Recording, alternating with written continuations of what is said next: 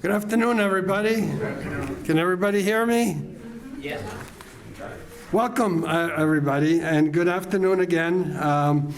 We welcome to our 5th monthly Community Echo Conversation event. These Echo Conversations are meant to share thoughts, resources, information, and personal stories that will spark conversation among participants about how to be a better steward of our planet and our local communities.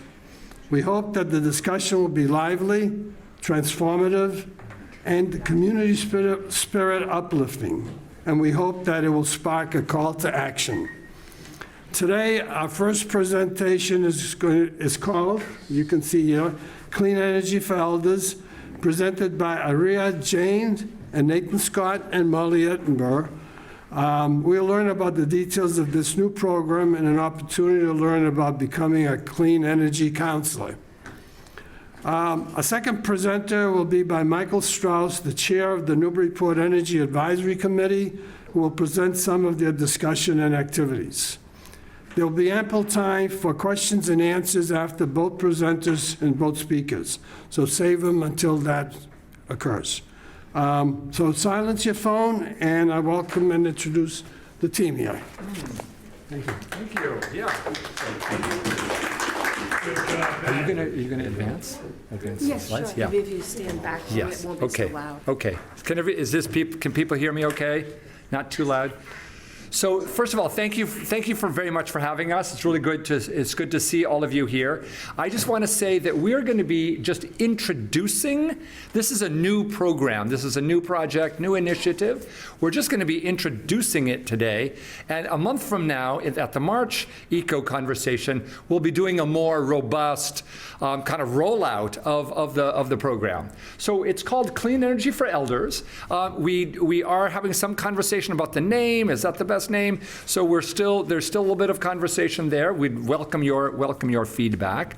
But let me just introduce myself. I'm Nathan Scott, the Executive Director of Mass Energize, and I'm here with my colleague Ariha Jain, who is a newly joined staff member who is going to be the program director or program coordinator for this project. So you'll probably see Ariha a little bit more than me, but it's really a pleasure to be here, and thank you for being here today. Thank you for coming out. So we'll go ahead and start.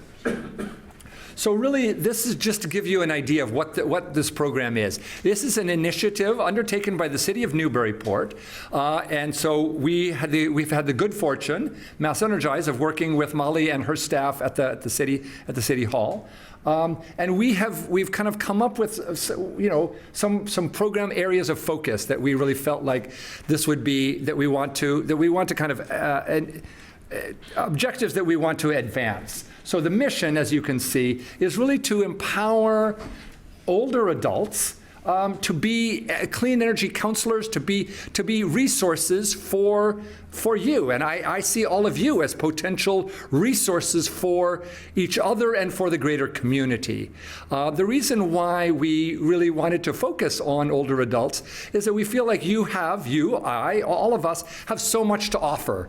And I think there's a real need in the community to really acknowledge the assets and the wisdom that all of you carry. And what we want to do is we want to really leverage those resources, that time, that energy, that focus, these conversations that you have here at the Senior Center every month, but broaden those to a wider community. So we really are interested in kind of the adoption of clean energy, energy efficiency, in order to build resilience. So these are the areas that we're going to be focusing on: is energy efficiency improvements, the installation of electric heat pumps, those people who are interested in learning more about solar, community solar, and then of course some electric vehicles if that's an interest. So, okay, so a little bit about this program. We are currently in the planning phase, as you can see, and we are also recruiting. So we're going to be recruiting. If any of you here today, after the program, would love to talk to you if you're interested in being a part, being a clean energy counselor, being an advisor, being somebody who has some more concrete training, and which we'll be providing in order to be resources in the community. So planning and recruitment in the first phase. Then we're going to be doing some training and outreach, both into the community, but also among the energy advisors, the counselors. And then starting in probably, I mean, we anticipate that's going to take several months. And then starting late spring, early summer, we really want to be actively out in the community promoting these services, offering events, organizing both digital and in-person events, attending it's called the Green Expo. Yeah, attending the Green Expo, advancing a lot of these initiatives just to make these services more available to people in the community. And then we anticipate to be doing that through the summer into the fall, and then wrapping up towards the end of the year. Okay, so who are the people involved? And I don't know if we have the Newbury Council on Aging is here. So you can see these are the people we have involved. City of Newburyport, thank you to Molly and her staff. The Creative Action Institute, some of you may remember that a year or two ago there were a series of community dialogues held. I don't know, Molly, were they held here at the community center, at the senior center?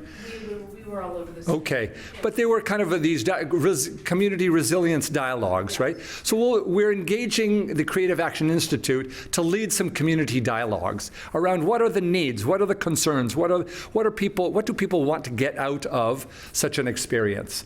We're also partnering with NECO. And I've forgotten exactly what all of NECO, Northeast Energy Efficiency something, but they are basically a contractor that does the installations. So if you want a heat pump in your home, NECO is the one who will provide those resources. They're the ones who also will be providing resources for energy efficiency upgrades. They'll come and do an assessment of your home. They're supported by Mass Save, and so we're also going to be leveraging some of the Mass Save support to provide these services. Obviously, there's also, we're involving age span that many of you may be familiar with in terms of doing more outreach to elders, and then the Newburyport Housing Authority and the Council on Aging. And I should say that we should add ACES to that list, should we not? Right. So yes, maybe we'll update this and make sure that ACES is a part of one of the partners.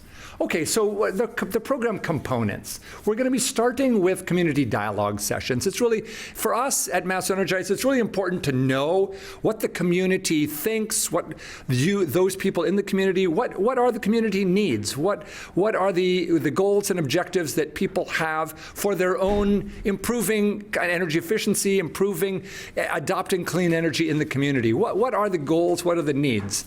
So we really want to identify some of those strengths and gaps and objectives before we take on kind of new program areas. We then intend to be doing some training, and that's the CEC right now, we're calling it Clean Energy Counselors. Some of you may be familiar with that, I think it's Medicare, I've forgotten exactly the name of the program, but there's counseling services available for health services, Medicare and Medicaid. The SHINE program, yeah, thank you. Are people familiar with the SHINE program? Have you heard of it?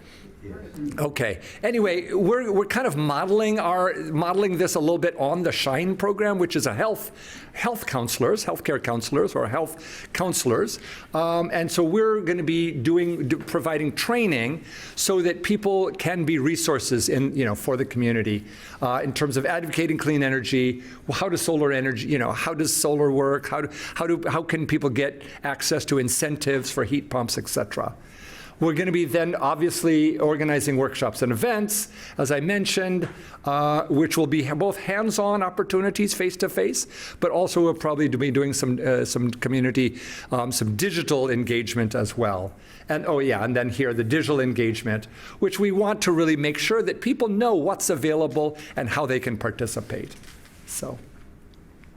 Okay, so the clean energy counselors, for us, is a critical part of this because we really feel that elders, older adults, have, are in a unique position to offer advice, to offer counseling, to offer support to others. So we're going to be, we're working on it. We're actually developing a training curriculum right now. You can see that what it includes, clean energy solutions, communication strategies. If you're interested in being a clean energy counselor, there'll be some training in how do you do outreach, not just what is the content of what you're going to be sharing, but how do you go about sharing content?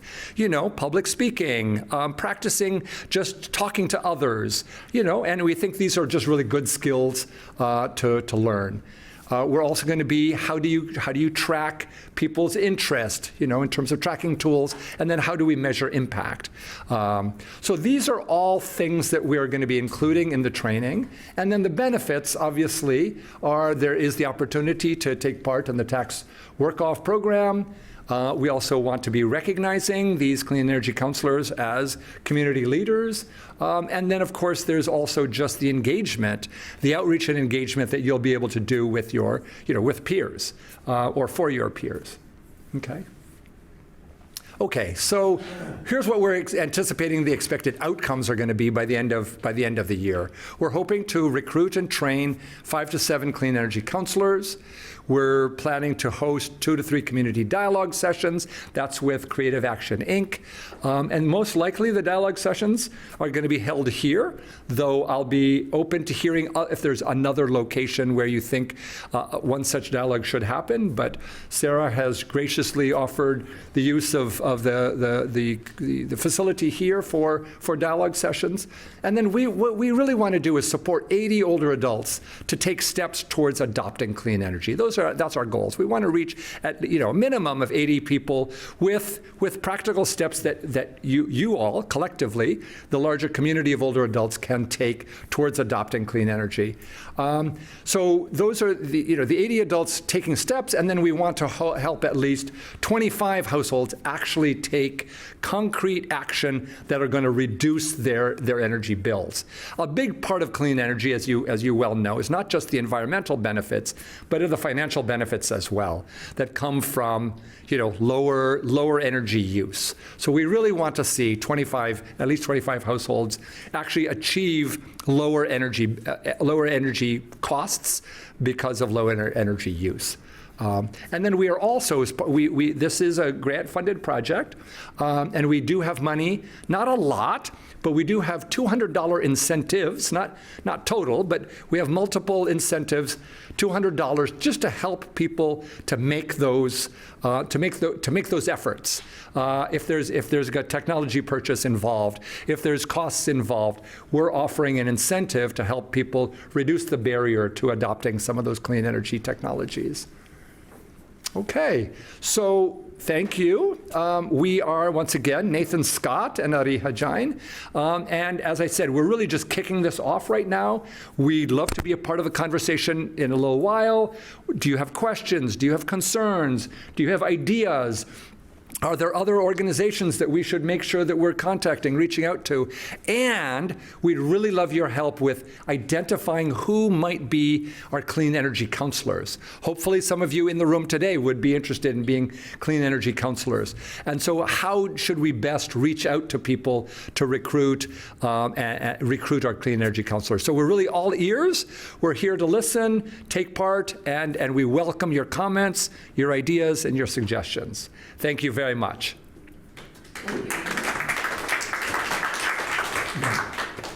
Does anyone have any questions or ideas? You want to have the questions afterwards? No. No? No, because the next presentation is the Energy Advisory Committee, so that'll take us on a whole new tangent. So you want to... Yeah, do it now.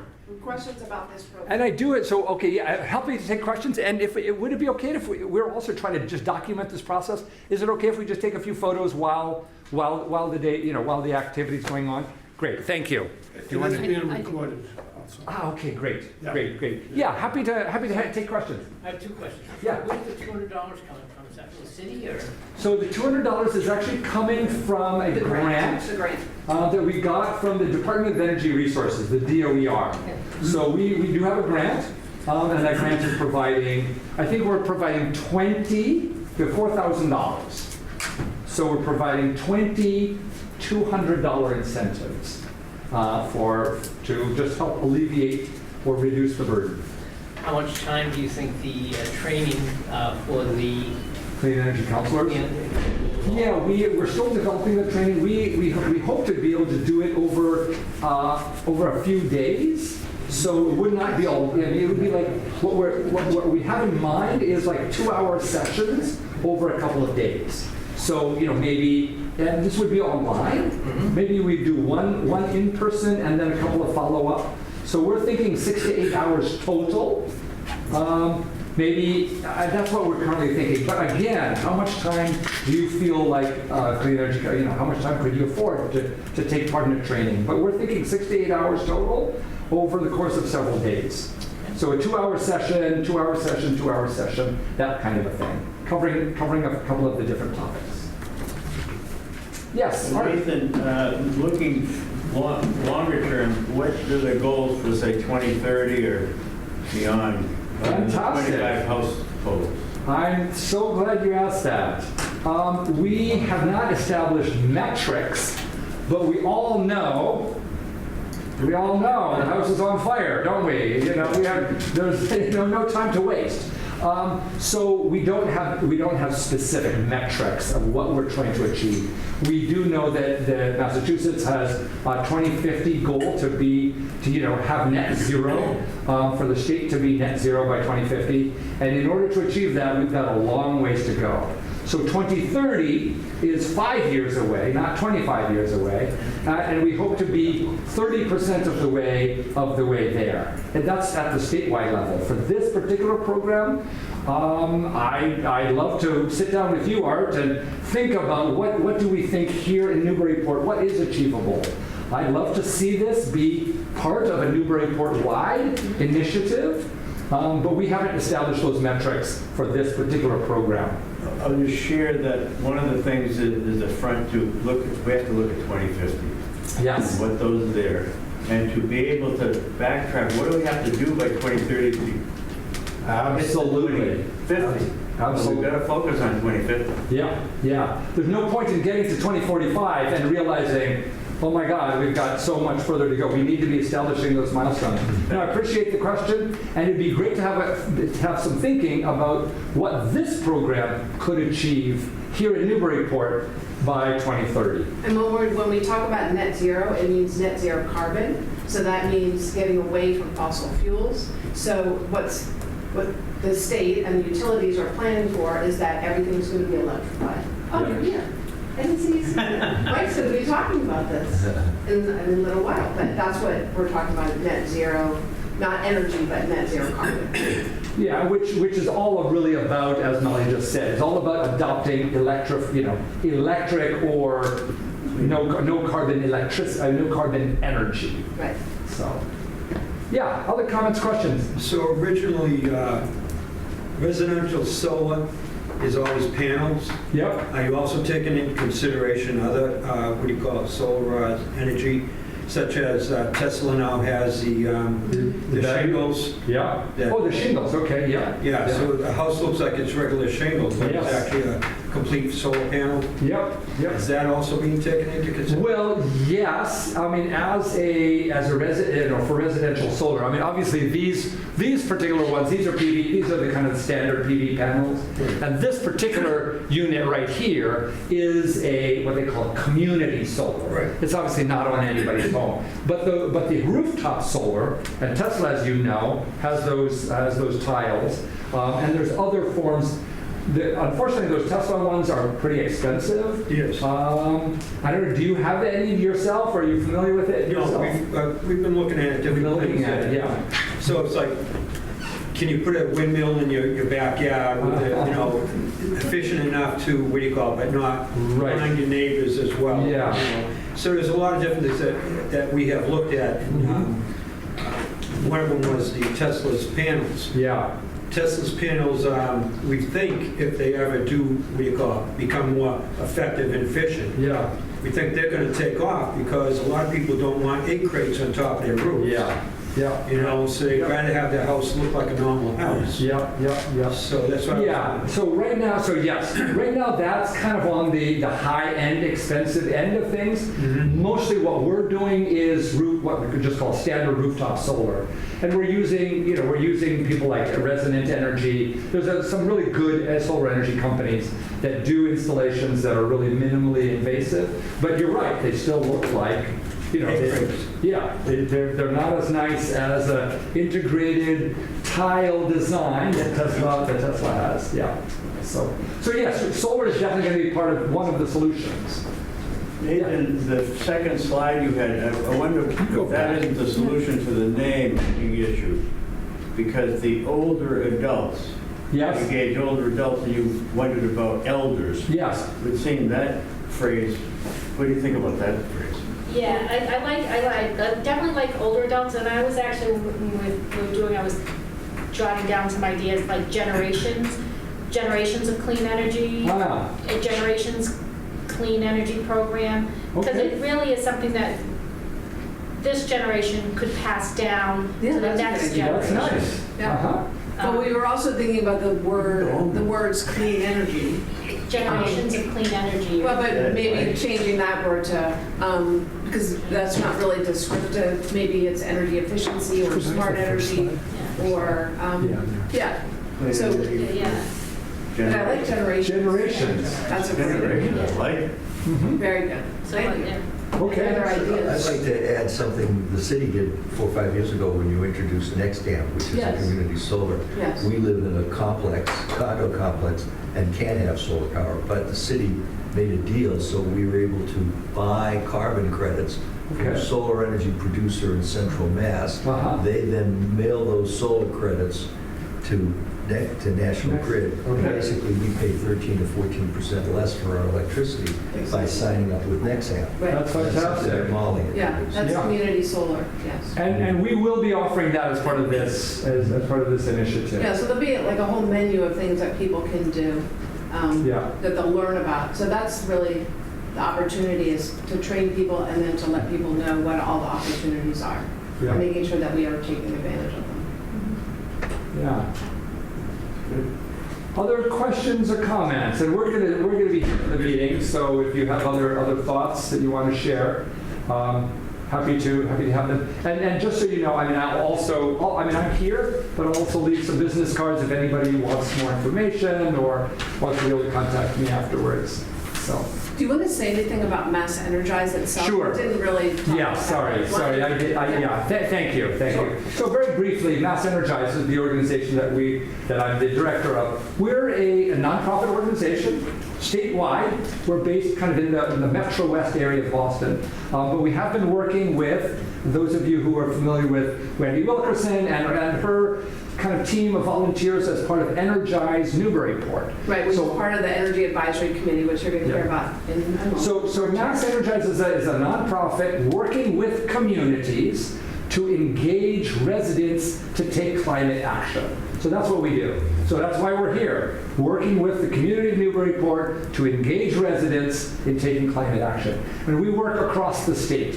So we're already, we're all the way from Williamstown, up in the Berkshires, down to Cape Cod, up here in, along the North Shore. And really our work is to really empower communities and build skills, give experience, provide support for communities who really want to engage the residents. Because we all know that, the city can decide to do something, but unless the residents take part in it, unless people are doing things, we're never going to achieve the kinds of change we want to achieve.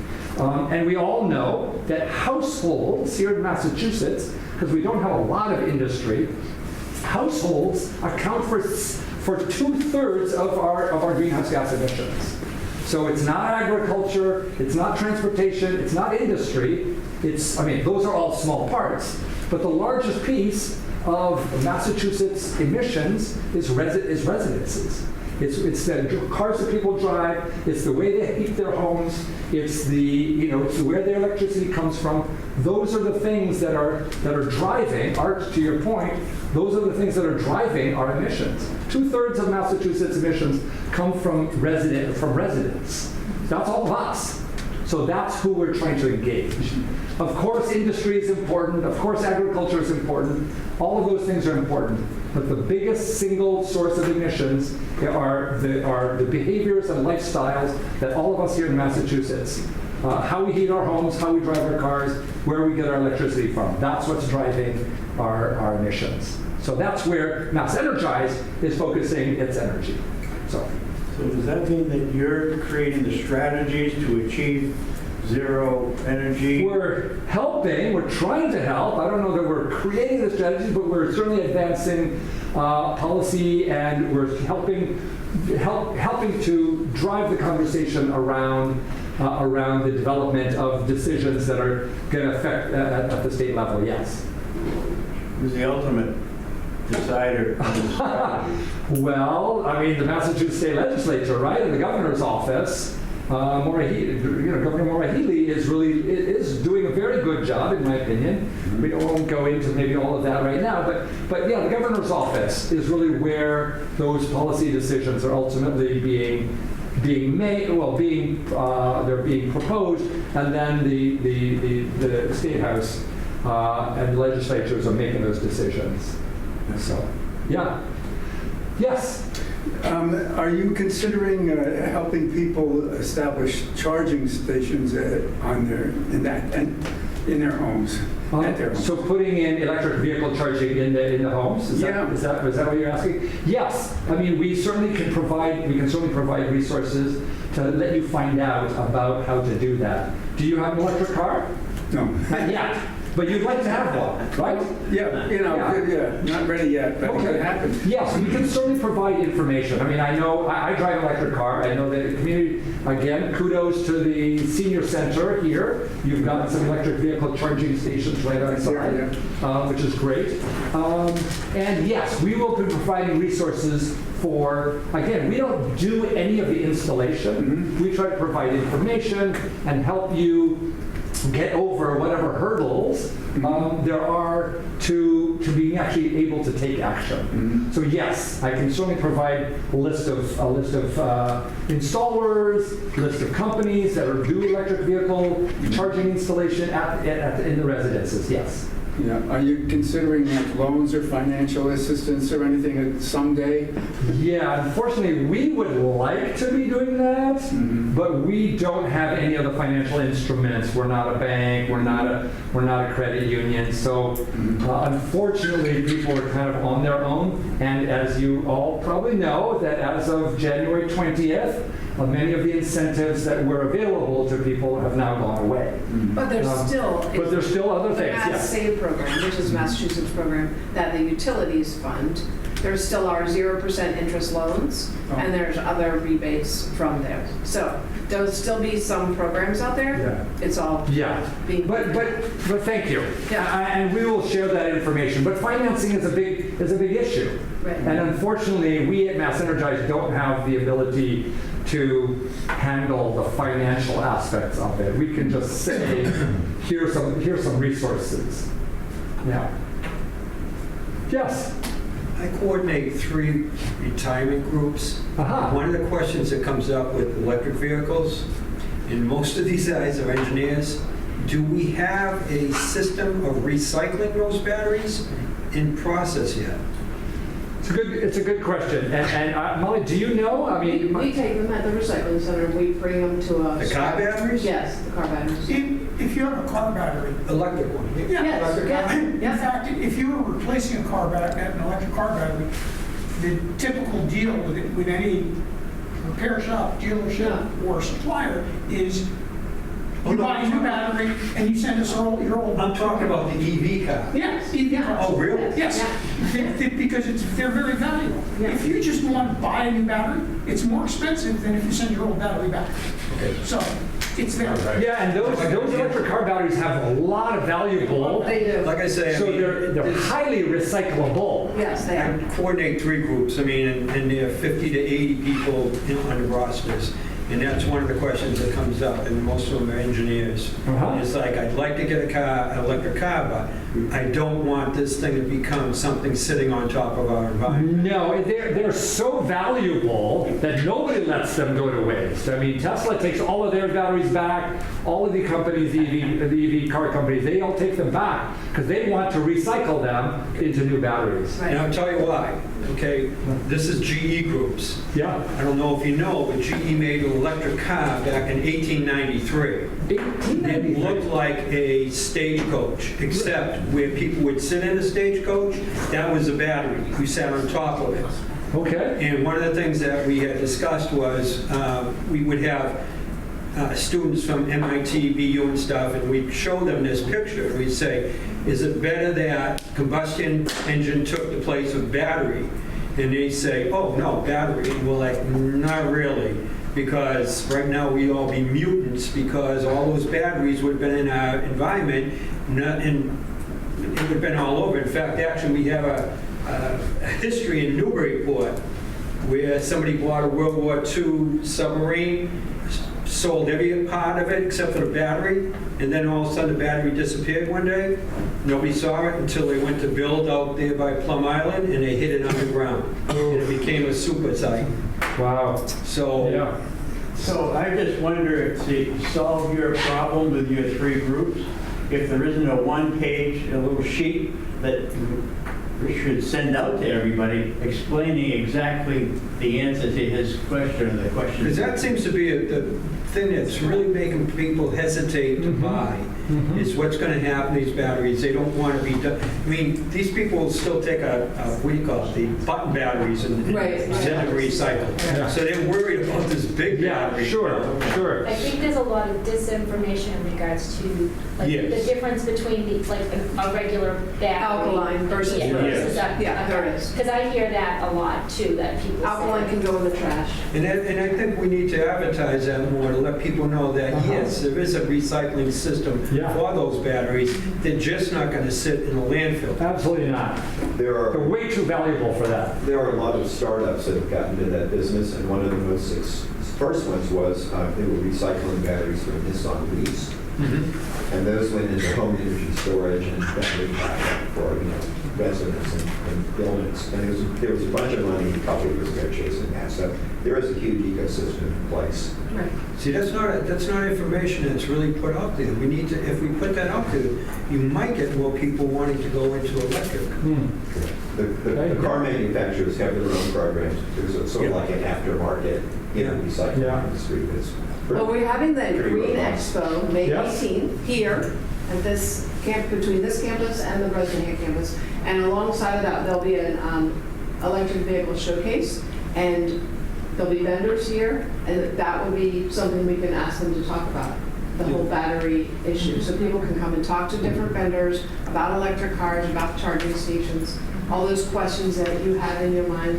Because we all know a combustion engine vehicle, we all know what goes where and when. Right. Yeah. Electric vehicles, we don't. Yeah. Well, they're so new. They're so new on the market. Yeah. Yeah. Thank you. Okay, we got a solution to that. Having a one-pager that you can send out to everybody and can be available publicly. Who's gonna Is that create it? something Mass Energize, have you dealt with that in any of your? We have not, but I'm sure that we can certainly find some more information for you. Because we advertise how to get the charges. Yeah, that's true. We should advertise that with us. So Yeah. Rich has got a great example. When you're trying to convince somebody, you always have to have the ability to handle objections. Yeah. Yes. Yeah. There ought to be a cheat sheet of what are typical objections. This might be Right. one of them. Yeah. And here's a paragraph. Yeah. And then there's something else that's Yeah. on the elevator. No, that's good. Elevator That's speech good. that says this is, what about cost, or Yeah. what about, et cetera. And so this Yeah. needs to have, think of it as a sales call to Yes. the community. You Right. need to have a list of people's That's one of the concerns. talking points for handling Yep, typical yep. objections. And ask questions. Yeah, good. Okay, well, I think we'll probably move on to the next one. So we're still here, and please, if you are interested or know somebody who you think would be interested, a friend, a colleague, to be a clean energy counselor, we'd love to get your name, before we go. So I have cards here, and anybody who'd like, I'd love to hear from you. So. Okay, now we have Mike Strauss. Welcome, Mike. Thank you. And Mike is the chair of the Newburyport Energy Advisory Committee, so he's going to share information about what that group is doing. Take it away, Mike. Thank you. All right, Mike. Maybe put it down here so I'm not that tall. Thank you. As you said, I'm the chair of the Energy Advisory Committee, and I was asked to give a little talk on what we've been doing, what our plans for the city are, how you can help. I can do that. Okay, so who are we? We're basically Newburyport residents. We're just like you. There are 12 of us. We're volunteers. We've all been appointed by the mayor. That sounds pretty fancy, but there's not much to it. When I was asked, I was talking to the people on the committee, and so I think I just gave a little resume sort of thing, like a paragraph, went to the mayor, and the mayor said, sure, you're on. That's how it happens with pretty much everybody. So it's a very simple process. There's not much to it. Most of the members of the committee are engineers, scientists, business folks. We've got an economist, sort of like the regular cross-section of Newburyport. And our charter says that our job is to advise the mayor and city council on energy matters. And a lot of that comes down to money, how we can help save the city money. And then it flows into the residents, what we can do directly for residents, working with folks. Our long-term goal, you've heard a lot of net zero, that the long-term goal for the city is to become a net zero city. That's net zero carbon emissions. It's not something that we came up with and fostered on the city. It's been growing in the city and in the state. So it's part of our master plan. It was part of our energy roadmap. The former mayor, Donna Holliday, signed onto the C40 agreement, which includes it. We're a green community member. That's a city designation within the state of Massachusetts, and it requires you to have a net zero plan going into the future. So there are a lot of things that say we're moving to that. It's not just us, it's the city as a whole is doing it. And we also frequently work with other communities in our neighborhood, also other organizations like Mass Energize, like the MVPC, like the Merrimack Valley Planning Commission. So we're looking out and to do help. Okay.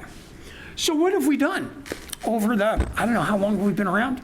2008. Something like that. So that's 16 years. Yeah. So we generally work with the city whenever there's some building rehab project going on.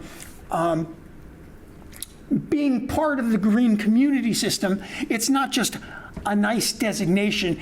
One of the reasons for doing it is if you are a green community, that opens up buckets of money for the city that we would otherwise not be able to tap into. So, we're sort of in the mid-range of communities. We are not a poor city by any means, so we don't really qualify for low-income funding across the board. We are not a super wealthy city that we can just say, well, we'll do whatever we want because we have so much money. We need money. We have to be fiscally responsible. And so over the time that we've been a green community, we've gotten basically about $1.5 million to help us rehab our buildings, do innovative things. We've also helped the city with electricity procurement. So we have over $1 million in savings on electricity because of the work we've done with electric supply and getting solar energy. We pushed forward, you'll notice all the streetlights in the city are LEDs, and we own them. And that saves $150,000 a year. Probably more now because electric rates are much higher. So we did that probably 10 years ago, and it is an ongoing savings that we get every year from that. For residents, you may remember about 2 or 3 years, I guess it was 2021. Yes, 21. We passed aggregation. We were instrumental in that. That allows us to say, we, the city, all of our residents are one buying pool. And instead of just using the national grid, our utilities basic rate, we can go out and solicit for companies to supply our energy. And that has saved $3.8 million to the residents. That's directly to the residents. And so there are about 7,000 or 8,000 households in Newburyport. So that means about $500 per household has saved over that time. That's real money. That's not just $1 or $2 or something like that. That's real money that we were saving. Most of that came when the energy rates were in high fluctuation during the pandemic. And so we were able to really help our residents with some outrageous energy bills that were going on at the time. We've also run some solarizing campaigns. We were early on the solar front, encouraging residents to go solar. There are over 500 solar systems in the city now. I have one. I save a lot of money having it. Let's see what else. We encourage the Mass Save program. We use a lot. The Mass Save program is a state program that we all pay for. There's on our utility bills, there's a little surcharge that goes to Mass Save. So the more we can tap into that, the more we can get the money back that we've already paid, and that helps you become more efficient. And that's the program that we just heard about with Mass Energize. Basically, we're going to be using the whole Mass Save structure to help with that. We've also helped with electric charging stations in the city, helped with the Green Expo. There's another one coming up. So that's gone. So greenhouse gases, where do they come from in our community? We've done some greenhouse gas surveys in the city. In general, there are all sorts of little things you can talk about, but there are 3 drivers to where our greenhouse gas emissions come from. The electricity we use, the transportation to get us around, and heating and cooling our buildings. That's pretty much it. So our goal is to get rid of them. So what's the net zero plan? You can do all sorts of complicated things, but our net zero plan can be summed up in basically one sentence. Go electric, green up the grid. That's it. Going electric is our responsibility as residents, as a city. Greening up the grid, that's more of a partnership at the state and federal level. There are state mandates that every year our electric supply gets greener and greener. That happens regardless of what we do. So that just ratchets it up.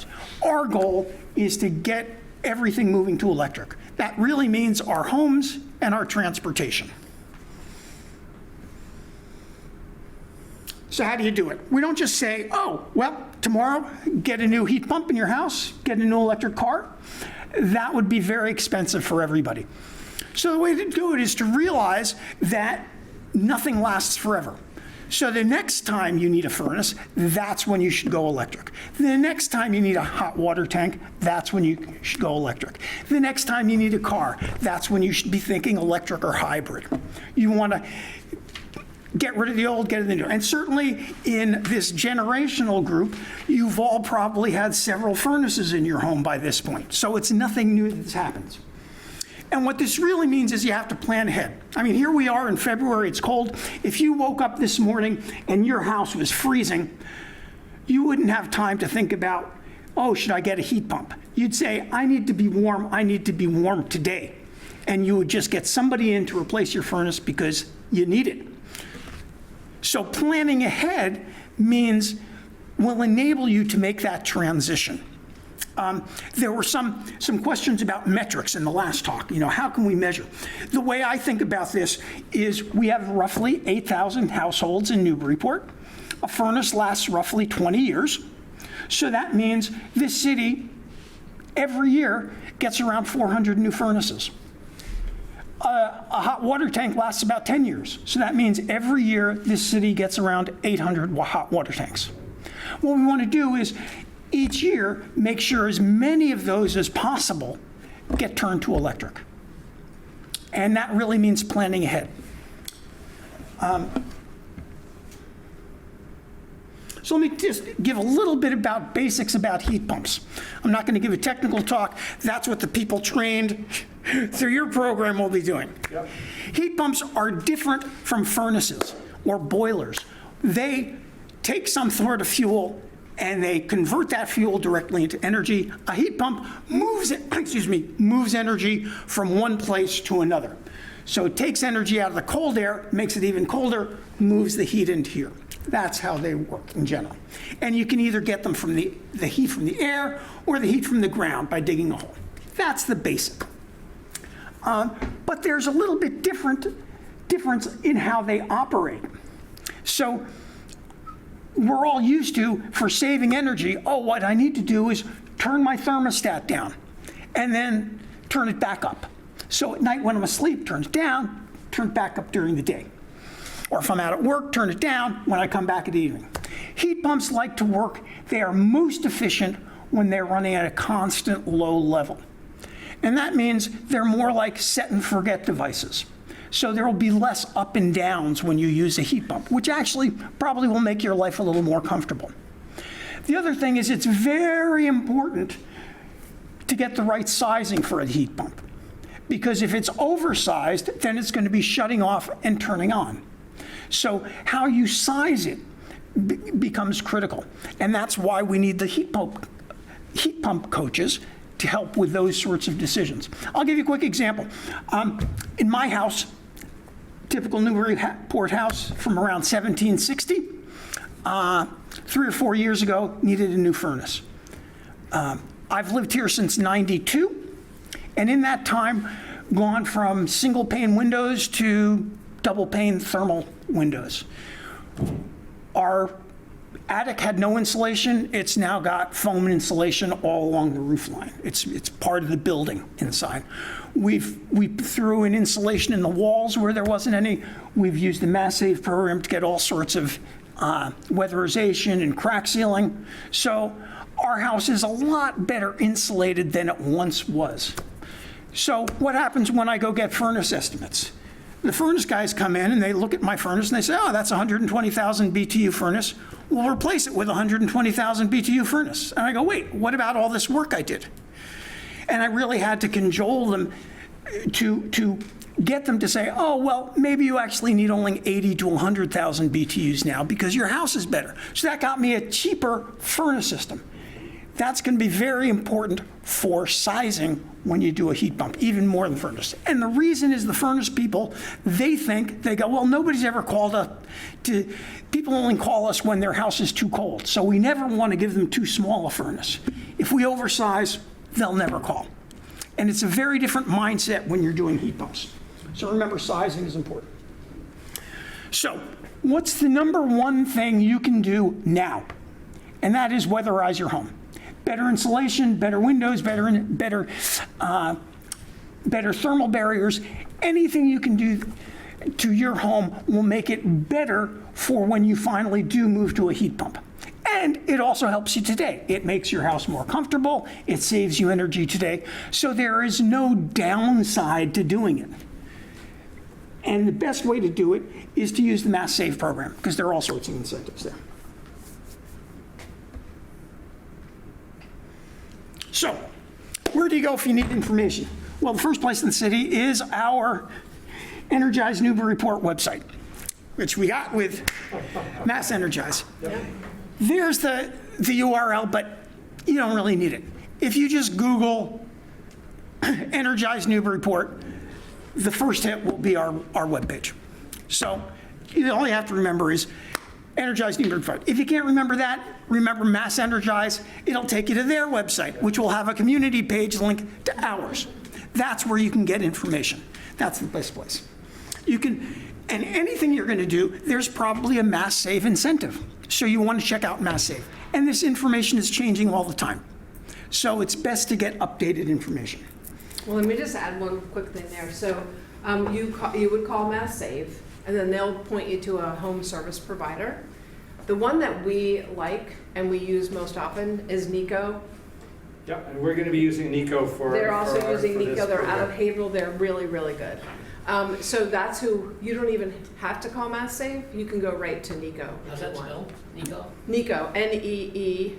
Oh, that Three Nico, E's. right, yeah. Yeah. The 3 E's. Yeah. The 3 E's. Yes. So if you, they're actually in Wilmington, Mass, but that's who you're going to call too, Sarah, for this building. So this is the audit, the energy audit group that will come out, and they will do the audit, tell you what you need, get you the, tell you about the rebates, incentives, et cetera. All free of charge. Yes. They don't charge anything. Nope. So that's what we recommend using. And they will hook you into the incentive programs for other work. So they're really important. So just a little personal anecdote. 2 years ago, I called Mass Save, and we live in a 20-year-old building. It was pretty well built to begin with.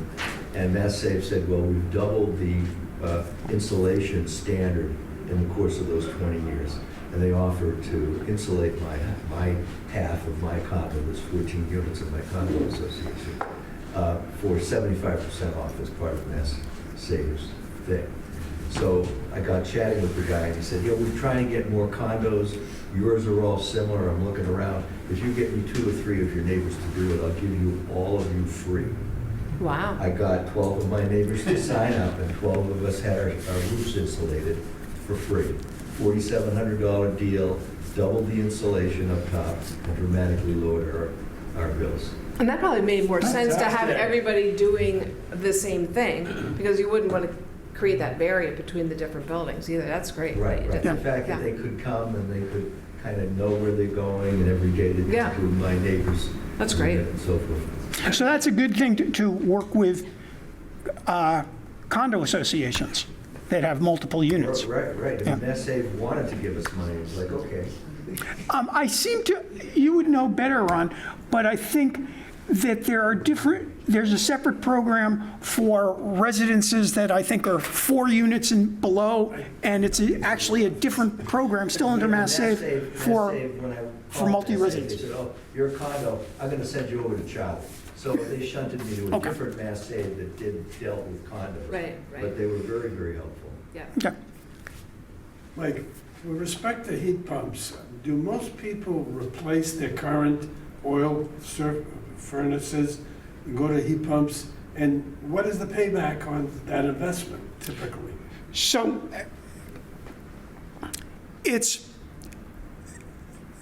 there are 3 different energy sources now, fossil fuel energy sources. There's natural gas, there's oil, and there's propane. If you, from an energy perspective, what you're doing is instead of paying a gas, oil, or propane bill, you're now going to be paying an electric bill. So the amount of those bills, if you are switching from oil or propane, you will generally see a lowering of your energy bill because those are expensive fossil fuels, oil and propane. Gas, it's a little harder because gas is ubiquitous and it's a lower price. So that can be actually more expensive if you switch to electric than from natural gas. It might be about the same. The difference is that you will, in going to electric, so 2 things. One is you get air conditioning for free with heat pumps. So it's not only replacing an oil or a propane burner, you get, and just heat, you get air conditioning along with it. So that's a benefit. How can I forget the other thing I was going to say? Well, it also depends if you need to have the whole That's right. interior Yeah, whether structure. it's whether If you have ducted duct work or not, or how your system is set up. So for example, if you have steam heat now, if you have a boiler that generates steam and you have steam pipes that go around your house, that you're not going to be able to get a heat pump that hooks into that and generates steam and does that. It will be a different distribution system. I have an airflow system. Air is something that it's very easy to hook into. So what actually happens in that case is your furnace comes out a heat exchanger goes in where the furnace was, and there's that box outside that's the compressor that does the heat exchange. And so that, it basically would look like a central air conditioning unit, except it handles both air conditioning and heating. And what is a typical installation cost for a heat pump? For 5,000 each, 4,000 to 5,000 each. 5,000 For for each like one. a... Well, yeah, it depends. Yeah, It depends on how many zones Yeah. and, yeah. So, For one, I'm saying for one. Sure. That could do a couple of rooms, probably. Oh, okay. Yeah. So- It and- depends how you set it up. the other thing I think is that the incentive system through Mass Save has changed. So they used to give incentives for high-efficiency gas burners, Right. high-efficiency oil burners. That's gone. Yeah. There are no more incentives for any of the fossil fuels. There are only incentives for heat pump heat systems. So let me give you a quick example from a neighbor down the street of mine who is rehabbing, I think, an 1850 brick home, 2 units. So 2 family. I asked him what he put in, and he said, "Oh, I put in heat pumps." And I said, what was your financial choice? And this was before the federal incentives came in, which are now probably gone. So he said, well, I looked at it and talked to my heating guy, and this was a real estate developer, and he said it was going to cost me $25,000 total to put in. So he'd taken the house down to the studs or to the brick, and it was going to cost him $25,000 total for the 2 units to put in natural gas furnaces and air conditioning. He said to put in heat pumps, it was going to cost $50,000. However, because it was 2 units, he got a $10,000 state incentive on each one. So that brought it down to $30,000. It's still $5,000 more expensive. He said, however, Mass Save also has the heat loan program that lets you borrow interest-free for 7 years. So he said, that made the difference because I didn't have to pay up front or borrow money from my bank to do the other part of this house. I got this Mass Save 0 interest heat loan for the 30 grand. And that meant I had 30 grand more that I could put into rehabbing this house Right. And how I'd like it. Eastern Bank is one of those banks in town that does that. Yeah.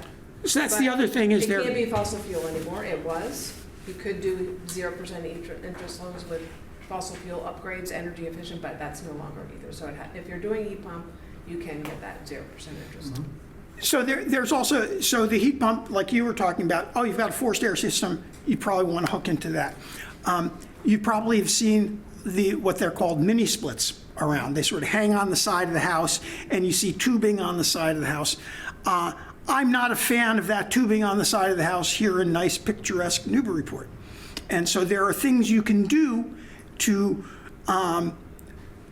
if you need those sorts of mini split systems, to hide those heat pump, those thermal fluid lines.